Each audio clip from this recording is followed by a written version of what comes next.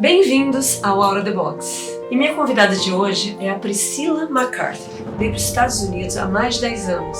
Ela é uma mulher resiliente, uma mulher forte, que passou por várias decepções, mas nunca desistiu.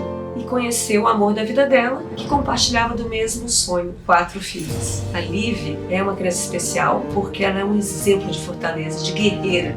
Que menininha forte. Foi desenganada praticamente pelos médicos. E hoje ela está andando. Tá quase falando, tá sorrindo, mas tudo isso fruto de muita dedicação da Priscilla. Não perca esse episódio que tá maravilhoso. Com vocês, Priscilla McCarthy.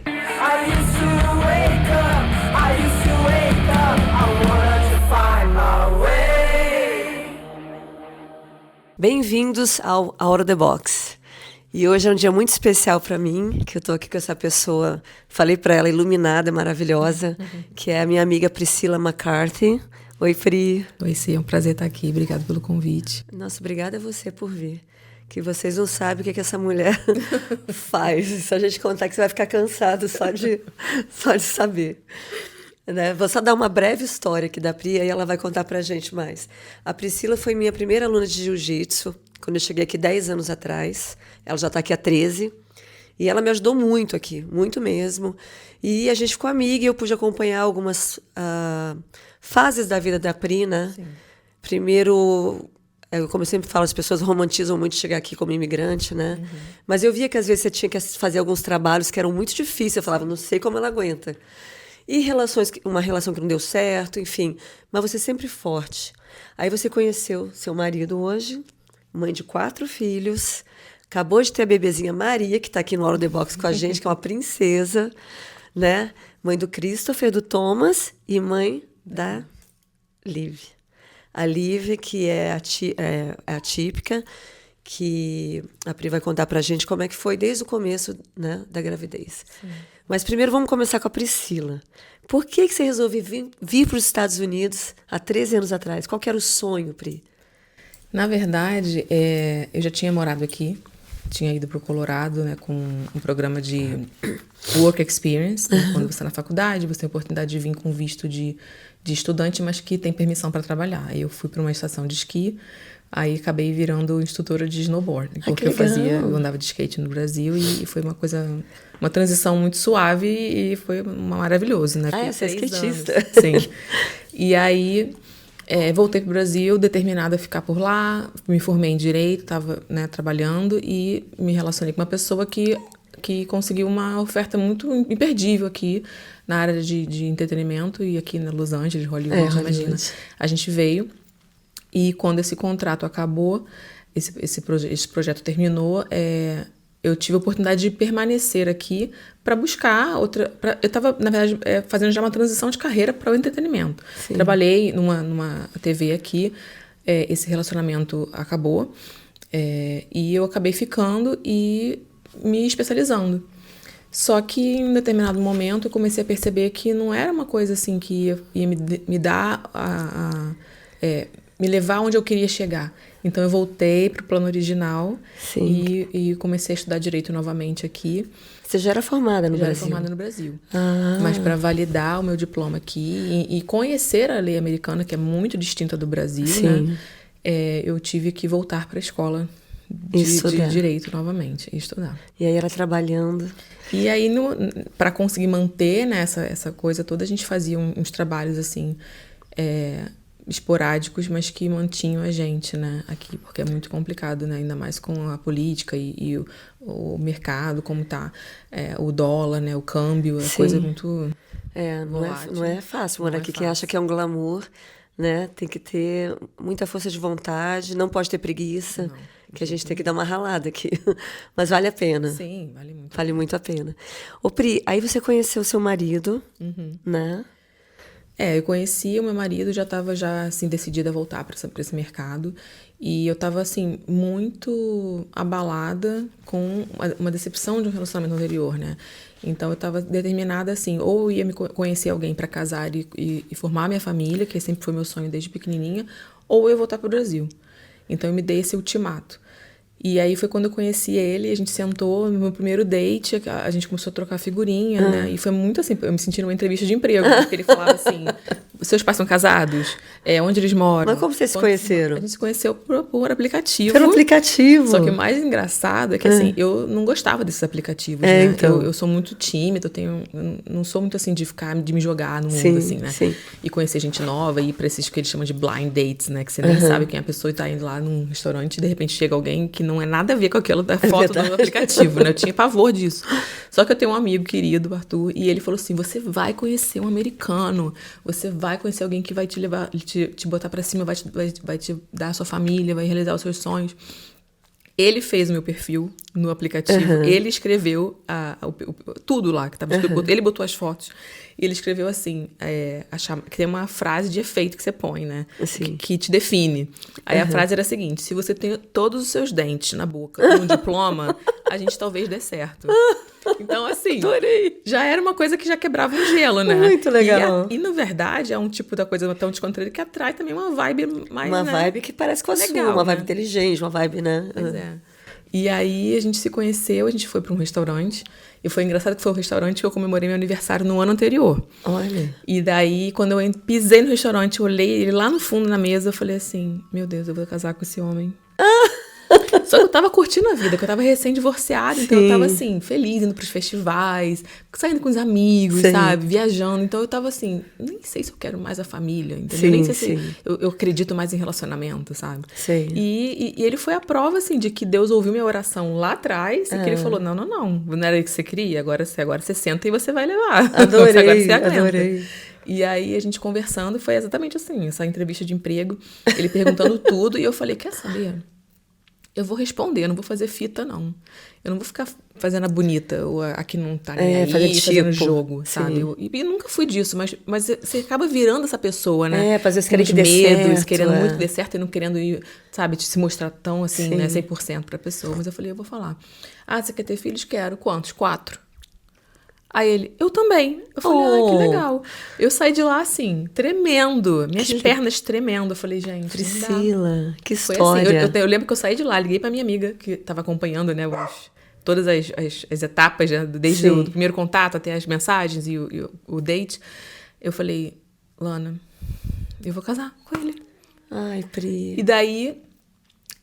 Mas nem teve o primeiro beijo no primeiro dia. Teve um beijinho. Teve um E aí eu beijinho. fui pra casa, era dia de semana. O beijinho foi bom? Foi maravilhoso. Foi tudo confirmação que era alma gêmea. Que era pra acontecer.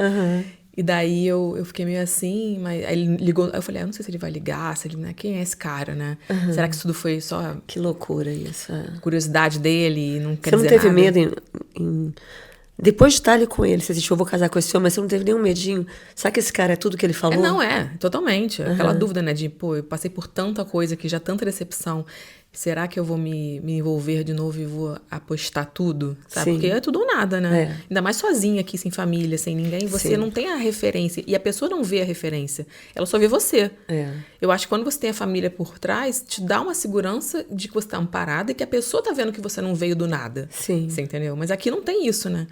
E aí a gente foi conversando, ele foi se interessando mais, me ligando, eu tava no trabalho, e ele me ligando durante o dia pra saber como é que eu tava, e eu comecei a perceber que ele realmente estava muito interessado, né? Que eu tinha fisgado esse peixão. É um peixão, hein? E aí eu falei, pô, vamos lá, sabe? E em 8 meses a gente foi morar junto, e graças a Deus, porque passou 2 meses, veio a pandemia. Nossa! Aí veio a pandemia, a gente, né, tava já junto ali, Aí ficaram né? só love os dois. Mas aí eu tava estudando, e daí o Trump veio com uma decisão de que quem estava com visto estudante, que era o meu caso, e que tivesse que abdicar, né, porque não estava tendo a aula presencial, ia ter que voltar pro seu país de origem. Ah, eu lembro e cancelar disso. o visto. E eu falei, gente, não dá. Aí ele falou assim, não, você não vai embora, eu vou casar com você. Ah, e foi aí que meu a gente Deus, casou. gente, aí ele Pri. falou, mas eu quero o casamento da igreja, com a bênção de Deus. Então... Aí você amou, né? Aí eu Mais falei, ainda, cara, que você é vamos muito lá. de Deus. Nossa, imagina.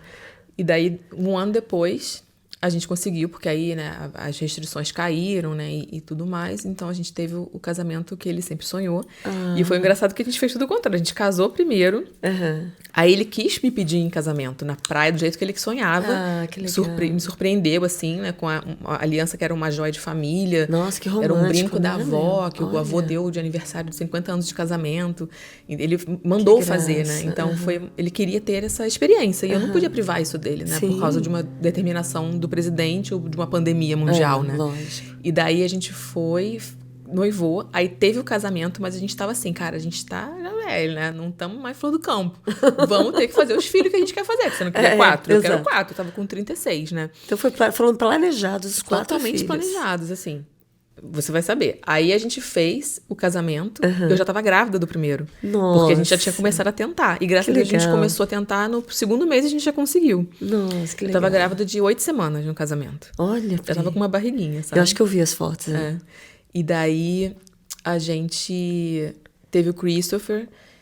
E depois de 1 ano e meio a gente falou, não, a gente vai ter que ter o segundo, né? Vamos Sim. encomendar. E foi quando a gente engravidou da Liv, Aham. né?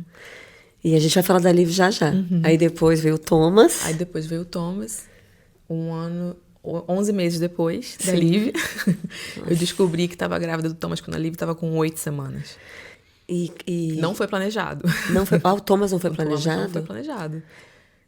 Então não foi planejado, não teve nem como você falar que eu sei que você teve todos esses desafios, tem esses desafios com a Liv.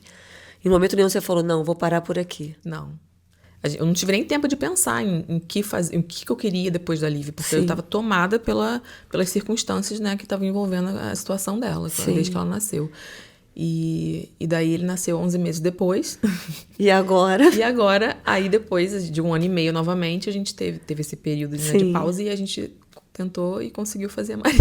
Gente, e a Maria tá aqui, ela chegou, foi uma surpresa, ela iluminou a casa, a Maria. Sim. Tá com 6 semanas e já deu um sorriso pra mim e pra minha Sim. mãe, coisa mais linda.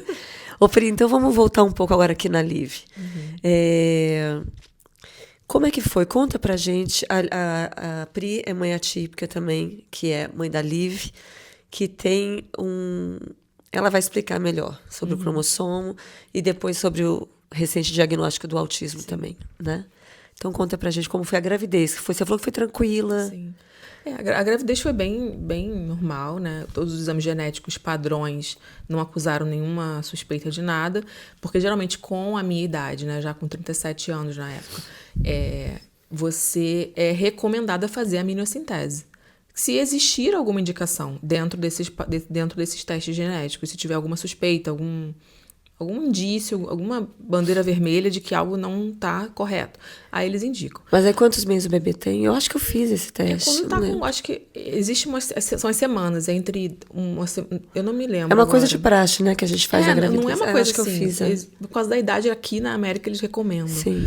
E pra mim não houve essa recomendação. Então, passei a gravidez bem tranquila.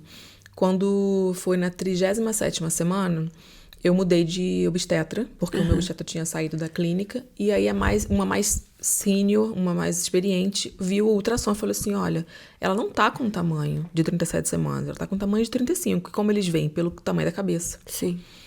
E daí ela falou, vou te recomendar para um obstetra especialista, um pré-natalista, que eles chamam. E ele falou, e ele já tinha me acompanhado na gravidez do primeiro, ele falou assim, olha, você é pequena, baixinha, o Christopher nasceu pequeno, para menino, ela é pequena. Ele assim, desmistificou a dúvida ali de que havia alguma questão e me mandou de volta para a médica. Tá. Só que a médica é muito experiente. Esse também era, mas ela era um pouco mais assim, sabe, mais ligada. E ela continuou me acompanhando. Quando foi na 38ª semana, ela falou assim, olha, você está sem líquido amniótico quase nenhum. Ela vai ter que nascer hoje, senão a gente vai correr o risco dela não nascer com vida. E quantos meses ela tinha? Ela estava com 38 semanas. 38 semanas. Não nasceu cedo. Né? Não, estava quase lá. Estava termo, né? Sim. A termo, que eles chamam aqui. Fomos para o hospital. A emergência, a cesárea não foi uma cesárea de emergência, né? Porque a gente chegou lá, ela falou, olha, eu preciso que você veja se ela tá bem, se ela tá sofrendo algum tipo de estresse. Se não tiver, você espera dar o tempo do jejum, porque eu tinha tomado café da manhã. E para tomar anestesia, você tem que estar em jejum. Sim. Então, de repente, ela nasce 5 da tarde, porque isso era tipo 10 da manhã. Tentando parto normal. Não, tentando cesárea, porque já tinha tido a cesárea anterior, entendi. que a indução do Christopher não deu certo. E daí, a gente foi lá no parto, quando levantaram ela assim, que você vê a criança, né? Eu olhei, eu falei, ter uma coisa errada. Mas em nenhum momento existia uma questão mais envolvendo ela. Era mais envolvendo a placenta, que talvez não estava funcionando bem, estava já ali, era uma segunda gravidez muito próxima da outra, então de repente isso causou alguma questão de insuficiência. Sim. Não era a Lívia que tinha um problema, entendeu? Entendi. Na minha cabeça, né? Mas nada médica, nem sei o que estava passando, porque ela não verbalizou. Quando ela nasceu, eu olhei assim, falei, tem uma coisa errada. Mas ninguém falou nada. Ela foi encaminhada.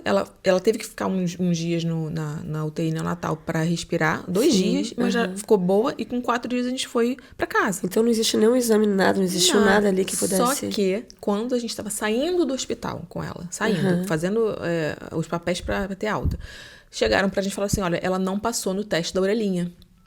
E o que é o teste da orelhinha? Não é o pra teste quê? que verifica se ela tem alguma surdez. Ah, entendi. Se ela tá escutando. E daí eu falei, gente, mas e aí? Olha, pode ser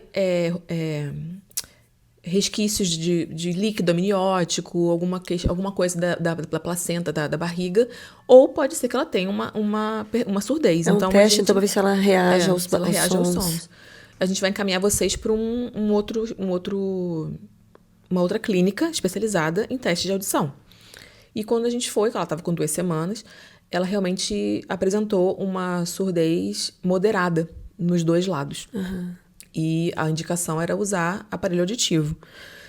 E aí a gente ficou devastado, né? Porque você gera uma criança que nasce, você quer que nasça perfeita, e você tem aquela ilusão, aquele sonho, né? Não ilusão, um sonho de receber a criança perfeita.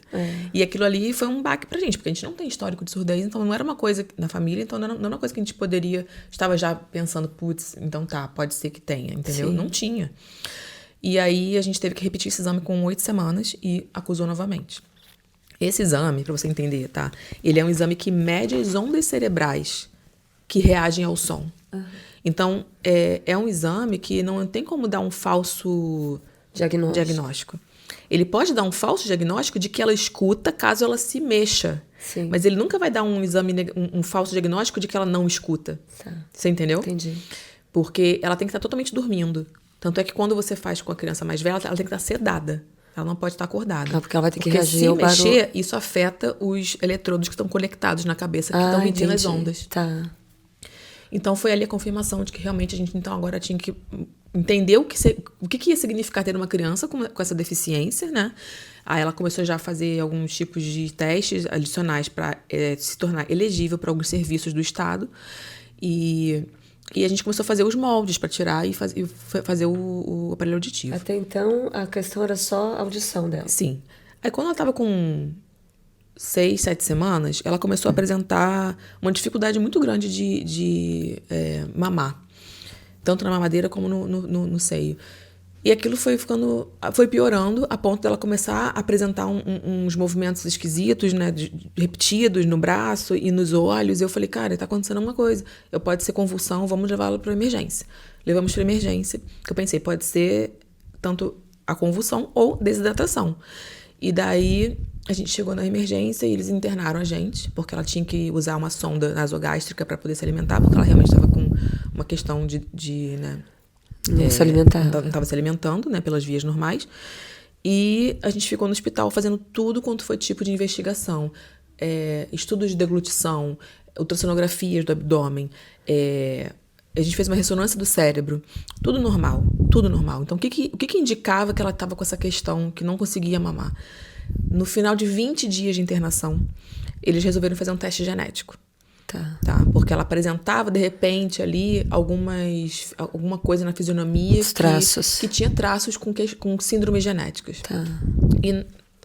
E foi constatado que realmente ela nasceu sem a parte do cromossomo 8, e então que era responsável pela audição e pelo tônus muscular. Então o que acontecia? Quando ela mamava, ela não sustentava muito tempo o movimento da sucção. Ela não conseguia, então, ela se cansava. Tá? Então, e ela tinha realmente, né, um tônus fraco, que a gente via que comparado com o Christopher, né? Mas a gente não quer comparar os filhos, né? Então, cada criança nasce de um jeito e é de um jeito. A gente não viu ali de pronto alguma questão com ela. E daquele hospital, a gente saiu com a sonda foi pra casa com a sonda. Eu tive que aprender a botar a sonda. No hospital eles me deram uma aula lá. Caso ela puxasse, caso saísse, caso, né, enfim. Uma coisa bem traumática, tá? Pra mim e pra ela, né? Sim, lógico. Mas que Meu Deus, alimentava ela. Então a gente tinha que sempre estar olhando pelo, né, lado positivo. Quando foi um pouco depois, ela começou a querer arrancar a sonda. Porque ela começou a ter força nos braços para poder, né, começar a se tocar e entender que ela tinha uma mão. O movimento, né, normal, que a Maria hoje já come as mãos. Sim. Ela só veio a ter esse movimento, assim, do desenvolvimento normal depois de quase 2 meses de idade, né? E aí... foi assim, foi um começo bem, bem difícil, sabe? Você não teve nem tempo, assim, de curtir o bebê? Não. Porque foi tanta coisa, mas é engraçado como quando nossos filhos nascem com alguma questão, assim, é como a gente se fortalece. Sim. Porque filho é um amor puro, então a gente nunca vai fraquejar, né? É uma força que vem que você vai fazer de tudo. E eu acho que esse fazer de tudo é o que faz os milagres acontecerem, às vezes, né? Porque é uma força que traz uma fé. É. Por mais que você não acredite em nada, é uma fé na criança. Que Acima pode... de tudo, que você fala, você vai conseguir, você vai superar. Exato. Uma amiga minha falou, quando a gente descobriu o diagnóstico da Lívia, ela falou assim, Priscila, Deus, ele é o Todo-Poderoso, ele pode redesenhar o DNA da Lívia. Exato. Isso ficou comigo, sabe? Porque Deus existe, ele tem um poder, ele faz o que ele quiser, a hora que ele quiser. Sim. Mas a gente tá aqui como instrumento dele. Instrumento então, dele. nós somos o Deus dos nossos filhos, Sim, de uma certa forma, sabe? Uhum. Então, se eu não declarar, se eu não acreditar que existe uma cura, existe uma evolução para ela, existe um caminho, pode não ser o linear, pode não ser o da Maria, pode não ser o dos meus outros filhos, mas ela vai ter um caminho de sucesso. O caminho dela, o melhor possível. De melhor possível. Né? E a gente tem que... Nós somos os administradores desse processo. E é engraçado que a gente nunca pensa assim, tipo, a gente não fraqueja mesmo, de pensar, não... Ai, agora? Tipo, ferrou. Minha filha... deram um diagnóstico. Não, a gente não aceita. É o que eu falo, a gente não pode desistir dos nossos filhos, porque essa força que a gente bota, de acreditar neles mesmo, que faz. Eu vejo, a Nina foi diagnosticada com autismo nível 2, a Nina hoje é um nível 1, que não é que é bom ser nível 1, né? Porque é o nível 1 é o que mais sofre também, porque quer sempre tá mascarando e querendo entrar na caixinha ali, né? Pra falar que tá tudo bem, e na verdade tá sofrendo por dentro. Sim. E eu vivo isso com ela. Mas é demais, a Nina se vira, ela faz comida, ela, sabe, faz tudo, sozinha. Daqui a pouco eu vou ensinar ela a dirigir. Então eu acredito nela, sabe?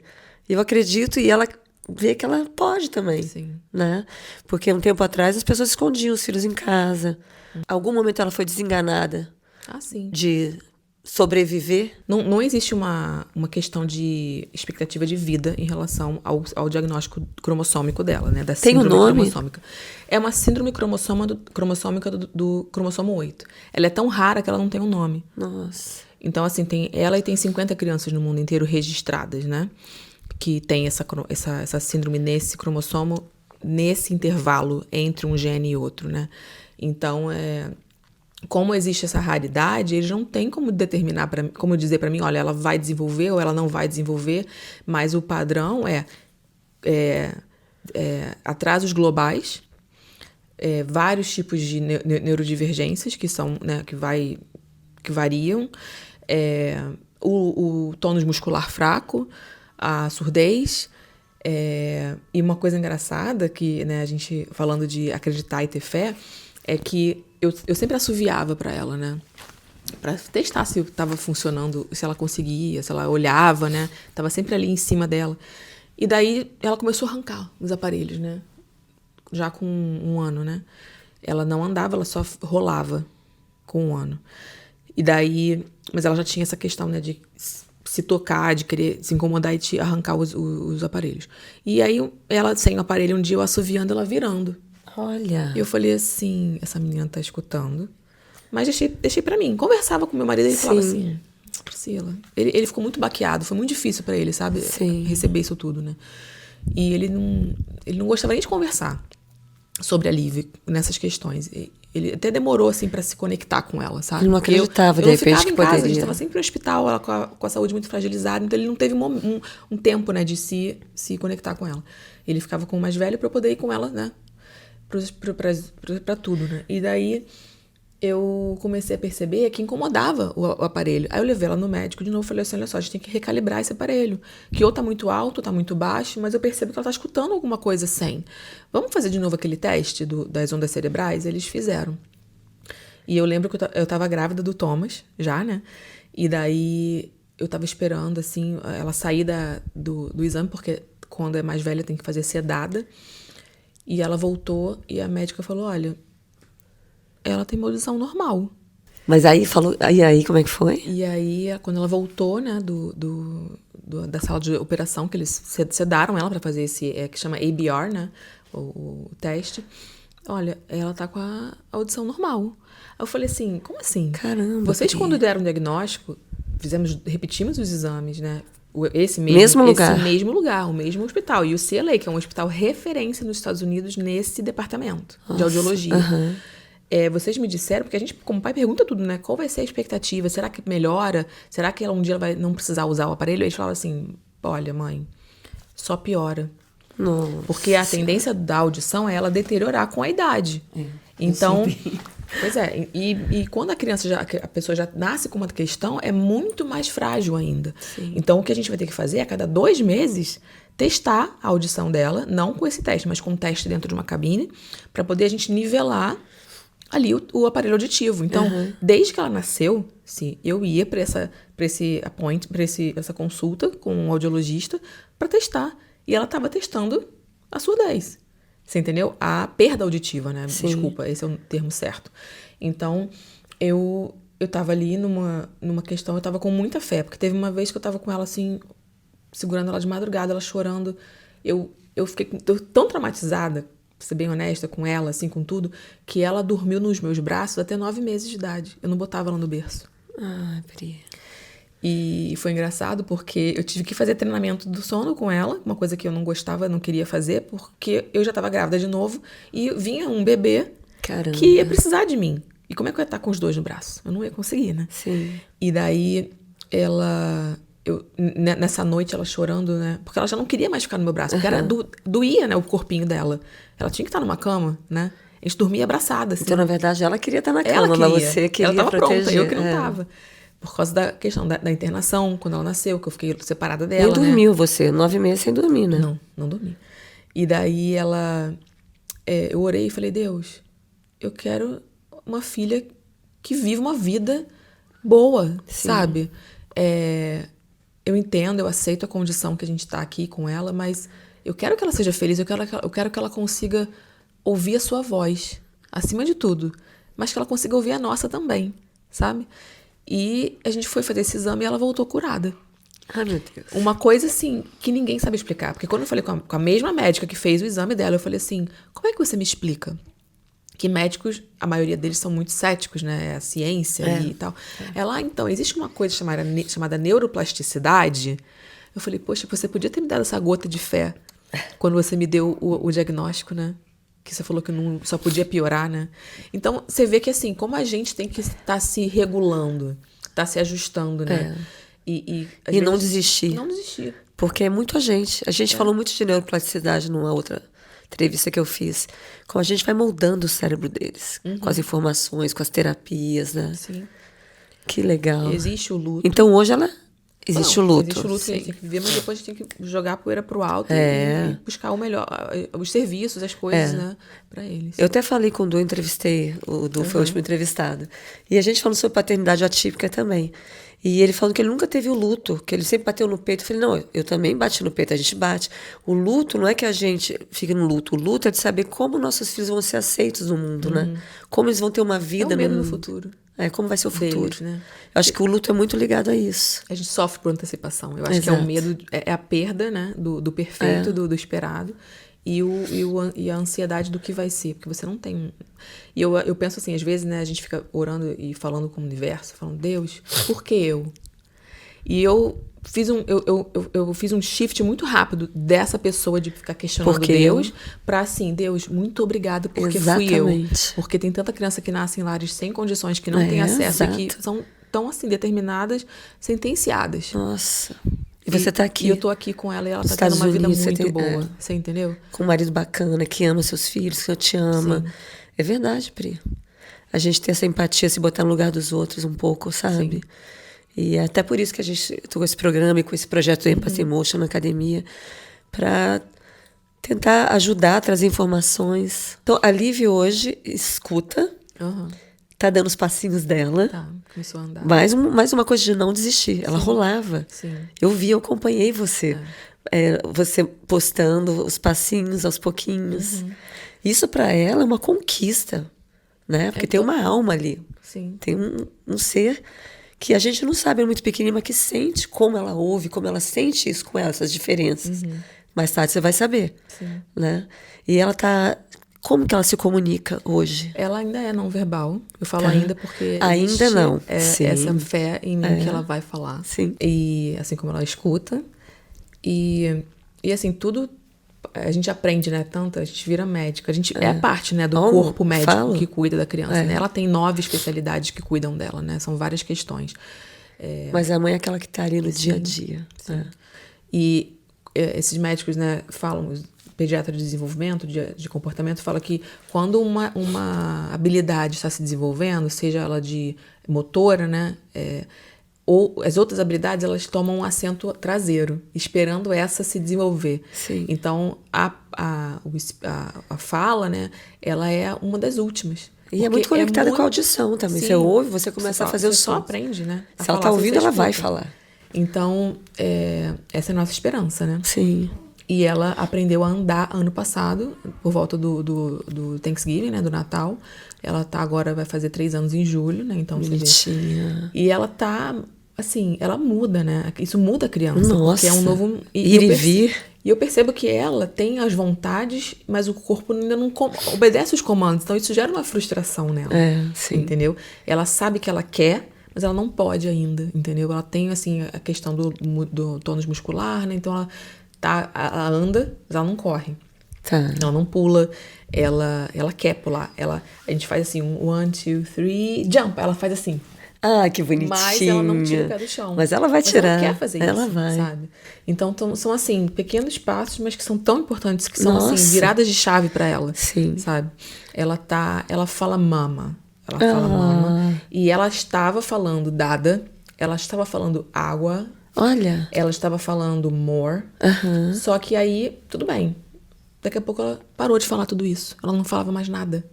Eu falei, gente, o que tá acontecendo? E uma amiga minha, que tem um filho autista, falou, Priscila, qual a idade da Liv? Eu falei, tá com 2 anos e meio. Ela procura um neurologista e investiga o autismo.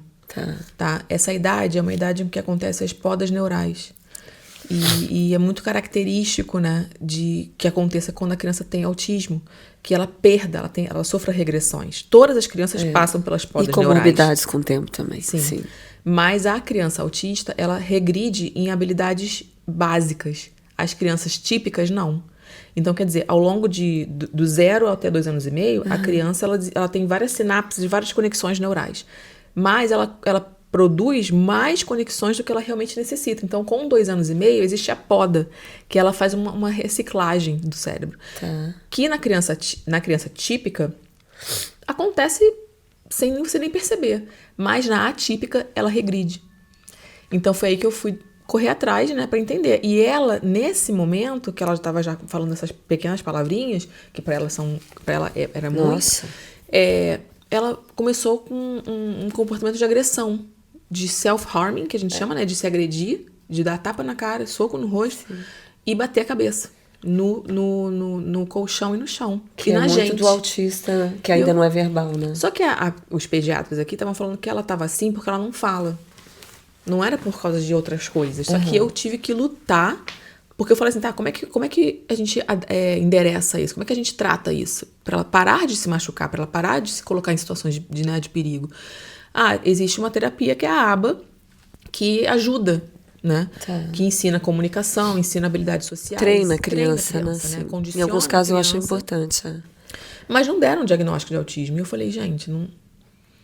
Tá, mas aqui, por uma questão de seguro de saúde, até eles só vão cobrir se não tiver um diagnóstico. Se tiver o diagnóstico de autismo. Então, eu fui atrás de um outro médico, outro neurologista, para buscar um diagnóstico de autismo, mas sem acreditar, sem achar que ela realmente era autista. Sim. Totalmente blindada, cega, assim, sabe? Você não chegou aí na Harvard? Não, nós somos clientes da Harvard. Sempre Desde foram. 6 meses. E ninguém nunca levantou essa hipótese. Gente. Só que a deleção cromossômica, de qualquer cromossomo, ela carrega em si um índice muito alto de que também existe a possibilidade do autismo, do TDAH e de todas essas questões de neurodivergências. Mas eu nunca imaginei que a Liv poderia ser autista também. Sim. Porque é mais uma coisa na pilha de coisinhas que, né, a gente tem que ali administrar. Então eu fui preparada para briga com esse neurologista para conseguir esse diagnóstico, para ela ter acesso à terapia. Sim. Mas nem pensava que ela poderia ser autista. Tá. Quando ele fez ali, né, 2 dias, há várias horas de assessment, de avaliação com a neuropsicóloga e ele, ela foi classificada como nível 3. Tá vendo? E eu saí de lá devastada. Eu sei, eu falei com você, tipo, uma hora no telefone. Eu comecei a falar assim, cadê as mães autistas do meu Instagram? Eu fiquei sem chão, porque eu fui preparada para pegar um diagnóstico, Sim, mas nem acreditava sem que ele acreditar. era real. E eu te falei, o autismo é o de menos, Pri, agora. Não, com certeza. E tipo, na minha cabeça Você já passou por assim, tanta coisa, agora? tantas vitórias. Mas eu tava estabilizada. Sim. No sentido assim de, não tem nada de novo que eu já não saiba. E agora tem todo esse mundo que eu preciso pesquisar porque eu não sei nada. Até quando você me convidou pra cá, eu falei, sim, eu não sei nada. Não, mas é sobre isso que eu quero que você autismo. divida, isso, essa experiência. Que você vai ajudar muitas mães que estão tendo esse diagnóstico agora. E são muitas. Sim. O mundo hoje, é o que eu falo, não sei se estão nascendo mais diferentes, né? A diversidade, né? Ou se já existia e agora a gente é diagnosticado, todo mundo. Você vê tantos adultos sendo diagnosticados também. Mas como você está hoje? A gente está no modo que existe, a gente chama aqui de fight or flight, né? A gente está no flight, modo sobrevivência, Sim. né? Até porque, né? 6 semanas, Nasceu mais uma bebê. Eu tento trabalhar, mas ainda é uma coisa muito Não, porque, instável. gente, vou falar aqui. No meio de tudo isso que ela contou pra gente, 4 filhas, essa mulher aqui ainda pegou mais um diploma, nunca desistiu, estudou e ainda trabalha com 4 e com todos os desafios da Lívia ainda. Aonde você acha tanta fortaleza, Pri? Eu acho que mãe é isso, né, cara? É nunca desistir de si também, de si mesma também. Por mais que a gente pense assim, nossa, eu me coloco em último lugar. Exato. Mas também existe uma importância, uma relevância em você não se perder no processo para que os seus filhos vejam Sejam em você. felizes vendo que a mãe deles A gente regula isso, Exato. essa coisa dentro deles, sabe? De quem sou eu? Eles se veem na gente. Somos um Se a gente espelho. tá derrotada, desesperada, Nunca. abatida, o lar não subsiste, entendeu? Nunca. E o marido também precisa ver uma mulher de valor, que tá exato. ali, que tá lutando, mas que também se ama. Ainda tem que ser esposa. Ainda tem que ser esposa. Né? Porque é muito difícil. O homem já pensa muito diferente da mulher, né? Inclusive, eu tenho uns pais atípicos entrevistados aqui. Eu entrevistei o Du e foi muito bacana, porque eu falei pra ele, amor, comecei a fazer umas perguntas, botar ele numa saia justa. Sim. Eu falo, gente, essa conversa que eu tô tendo com ele, eu nunca consigo ter, só aqui no podcast. Aí ele foi muito legal, ele trouxe coisas que a gente nunca conseguiu conversar. Porque geralmente o homem foge de algumas coisas, né? Eles são muito compartimentados, eles querem lidar com uma coisa de cada vez. E eu acho que as crianças, elas são uma multitude de coisas, exato.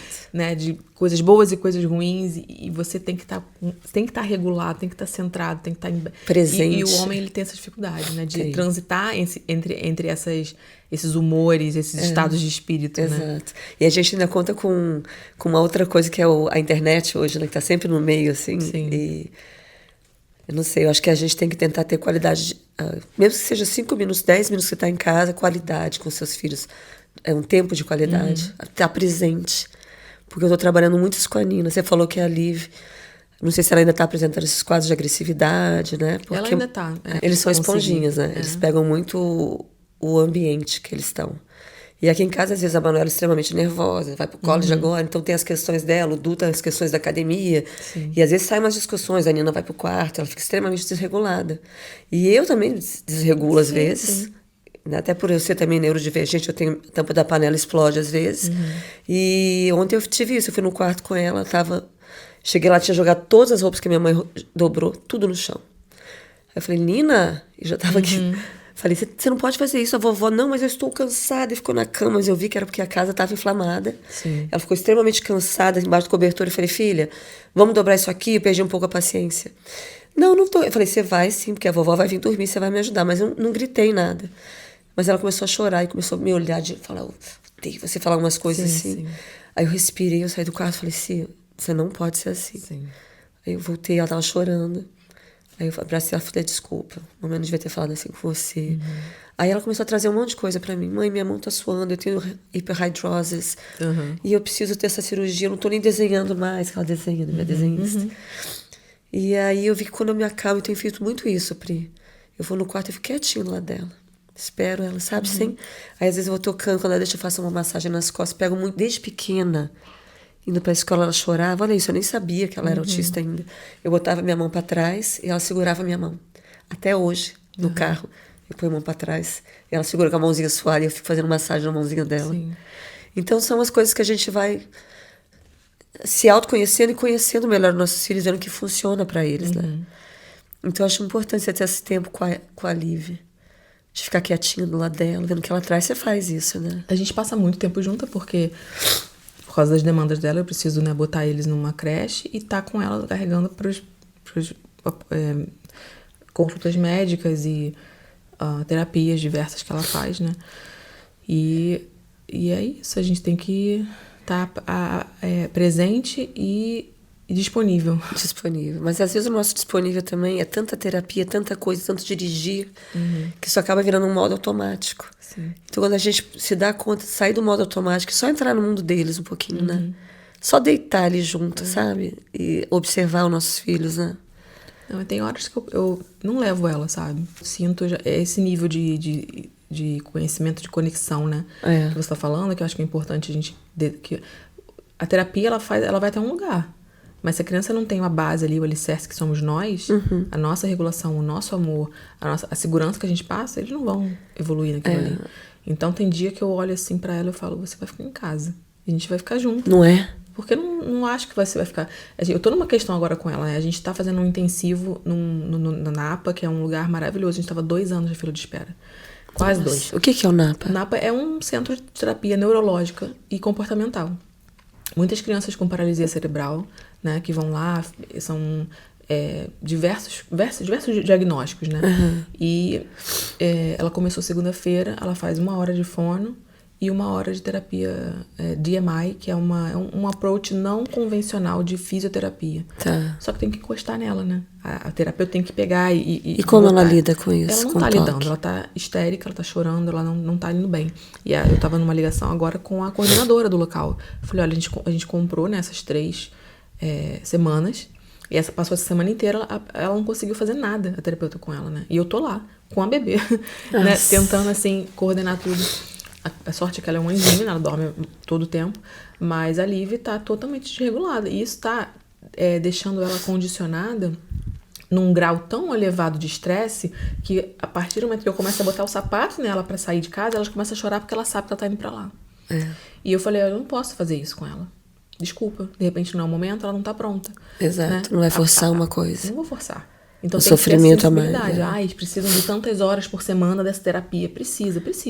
Sim. Mas 1 dia, 2 dias, uma semana às vezes precisa de uma na maturidade vida, maior pra ir, não sabe? vai faltar. O que você tá negociando ali, sabe? O futuro dela é o futuro, mas e o dia a dia ali? O estresse que tá causando. Não vale a pena. E a gente tem muito esse feeling, as mães, eu acho, né? Por exemplo, a Nina, não sei se eu te falei que eu fiz homeschool com ela. Sim. Que eu não aguentava mais.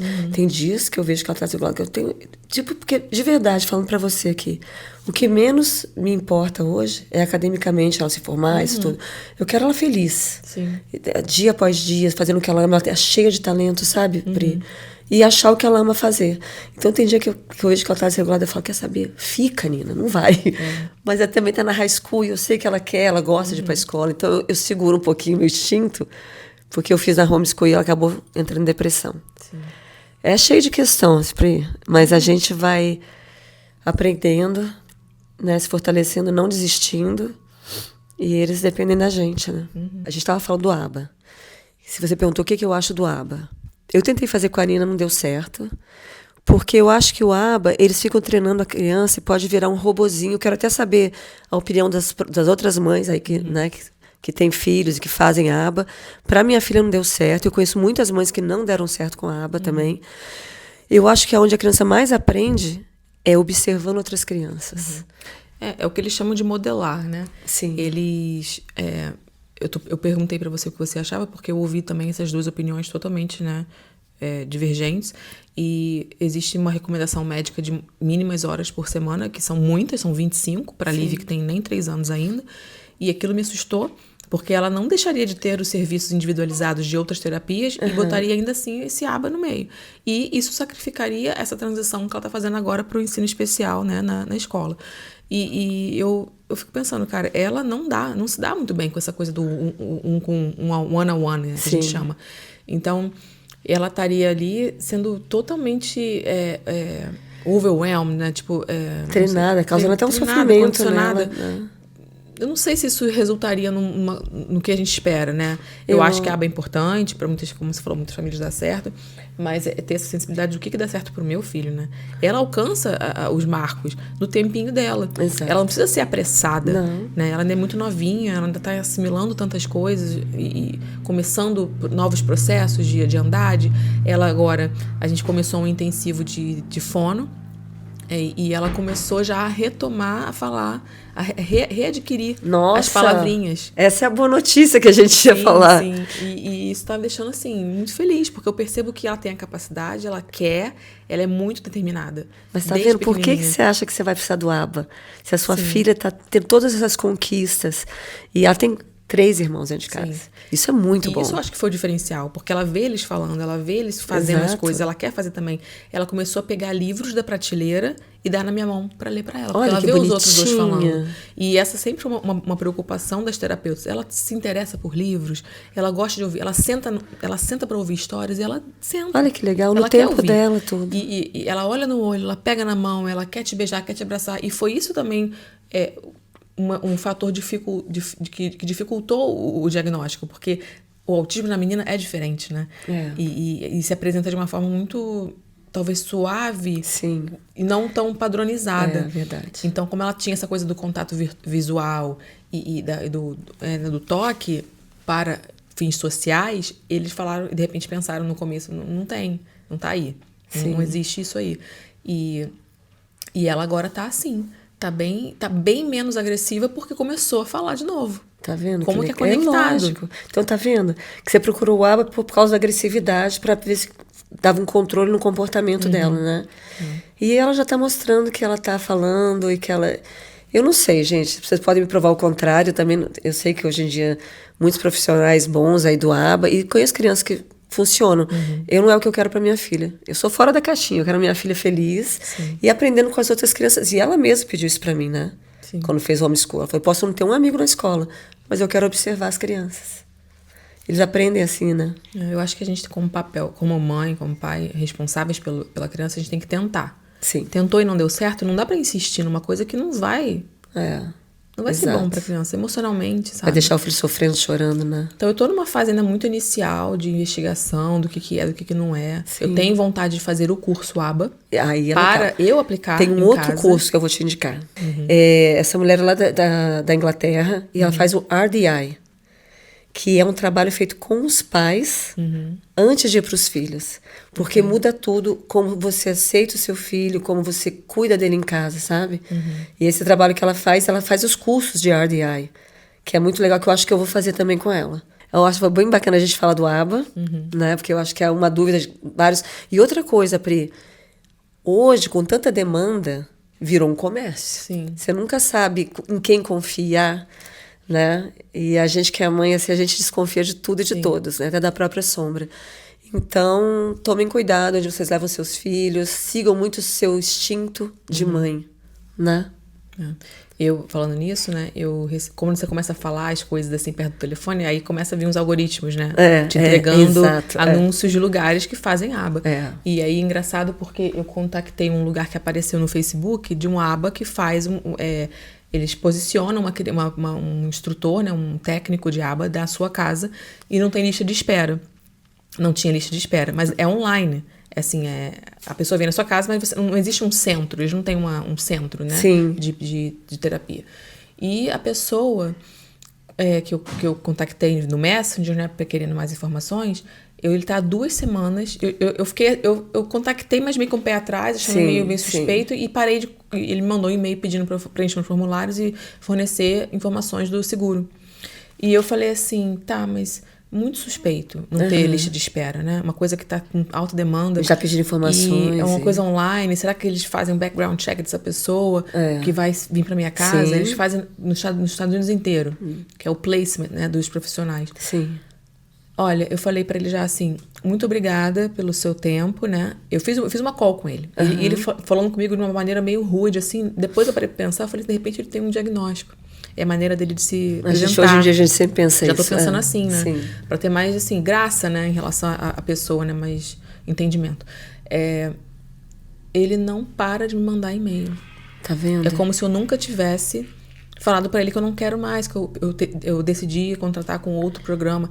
É como se fosse um scam, como se fosse sei lá, olha uma coisa isso. esquisitíssima. Então, imagina se eu vou em frente, se eu dou as informações, se ele bota alguém na minha casa. Não, tudo bem que você tem que estar sempre presente, não pode deixar o profissional só com a criança, mas... Isso nunca. Eu acho que situação nenhuma, mesmo para criança típica, eu acho que pequenininho, tem que estar sempre lá. Aula de jiu-jitsu. Antes eu não gostava que assistisse, porque faz barulho. Hoje eu quero todos os pais lá. Sim, você tem que ver o trabalho que é feito com a sua criança, né? Tem que ser. Nossa, que coisa, hein, Pri? Então as pessoas têm que tomar cuidado. Muito cuidado, que o que eu te falei, ver um comércio aí. Sim. Né? E você bloqueia, por favor.